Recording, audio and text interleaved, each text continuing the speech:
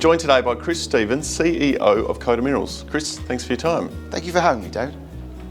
Last time we spoke, a geophysical survey was underway and you were advancing a range of key project studies. How have both of those activities panned out for you? Yeah, look, David, it's been an interesting year since we last spoke at the RIU Sydney. Some years you just have to get on and get the work done.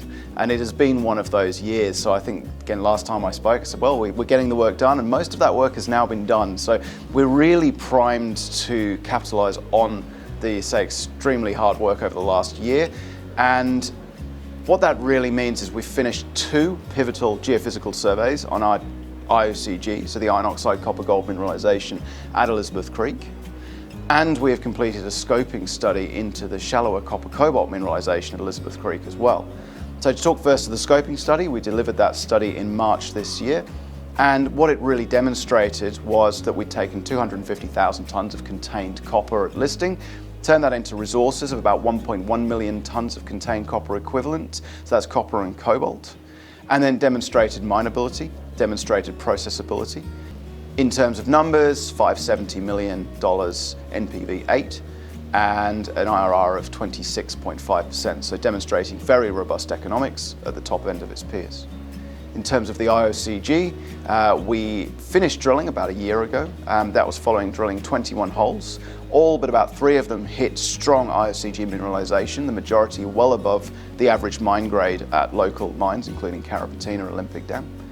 And we ran 2 major geophysical surveys.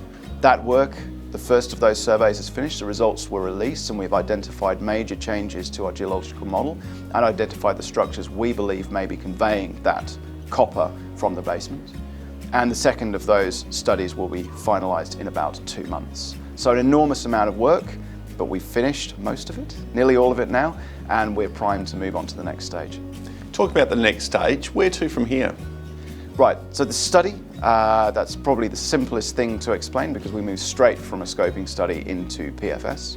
We're following a value driver approach at the moment. We've got 5.9 in the bank as at the last quarterly. All of the programs on this are funded and very comfortably funded as well. So the high value driver work, we're looking at optimizing the mining method. So we're also looking at advanced mechanical cutting for the underground mining.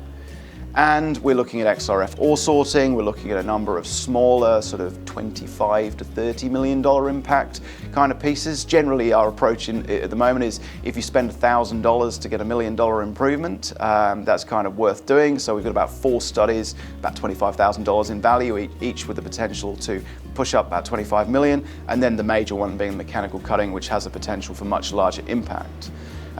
We're also working through critical path items, so environmental and heritage approvals, and making sure that work is done. It's not particularly exciting, but trust me, when funders get in the data room, they want to see it's been done and done well. In terms of the IOCG, we've effectively generated new targets. We're just finalising a very detailed 3D tight constraint forward gravity modelling work, which effectively takes all of the geological data sets, takes the recent ambient noise tomography survey as well, integrates that and confirms targets. Investors always like to know with resources projects, how do you commercialise the opportunity? For your projects, how do you commercialise the opportunity? Thanks, David, and that's an excellent question. Look, the first thing I would say is with robust economics based on the study that we have, we're certainly not short of inquiries and short of people to talk to. There are obviously many pathways. The most obvious one is funding it organically, certainly for now as we push through into PFS and we have all of our programs well funded.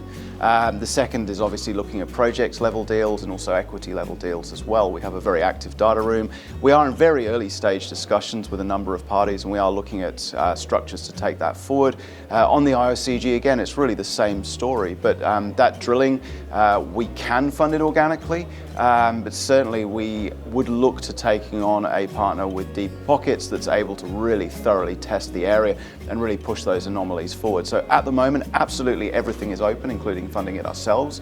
We've demonstrated our ability to fund projects over the last 2.5 years since listing, but certainly everything is on the table, and we do say we have a very active data room, and we're open to discussions. Tier 1 jurisdiction, Tier 1 project. clear path forward, exciting times ahead for Coda and its shareholders. Chris, thanks for your time. Thank you, David. Thank you.